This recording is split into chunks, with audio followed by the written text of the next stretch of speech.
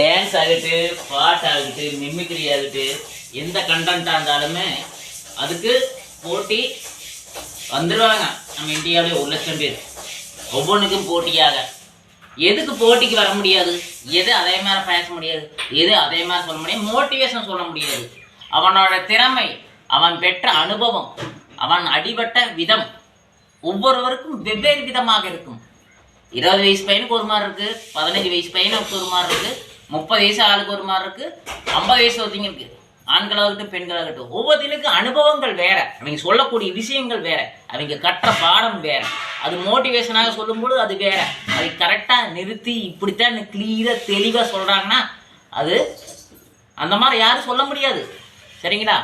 ஒரு 4 வடிக்கு என்ன அவங்க உள்ள என்ன சொல்கிறாங்க, அதில் என்ன விளக்கம் கொடுக்குறாங்க, என்ன மாதிரிங்கிறத கிளியராக தெளிவாக சொன்னால் அது அவனுக்கு உண்டான மோட்டிவேஷன். அதுதான் பெயர் வாங்க. எவ்வளவோ பெரிய ஸ்பீச்சராக இருந்தாலும் சரி, எவ்வளோ பெரிய டான்ஸ்லாம் இருந்தால் அந்த டான்ஸில் ஆடிடுறாங்க, எவ்வளோ பெரிய பாட்டாக அதே மாதிரி ஆடிடுறாங்க, மிமிக்ரியும் பண்ணிடுறாங்க. அது சில ரேர் விலங்குகள் பைக்கு மரவாண்டும் போது அது 105% இருப்பாங்க. இந்த ஏக்டர் மாதிரி வேஷனிங்க ஏகப்பட்டவே இருக்கிறாங்க. கரெக்டுங்களா? இது என்னென்னா மோட்டிவேஷன் தகவல் யாருமே கொடுக்க முடியாது. அவங்களுக்கு உண்டான பாணி வேறு லெவலில் போவாங்க, எப்பவுமே வேறு லெவல் தான்.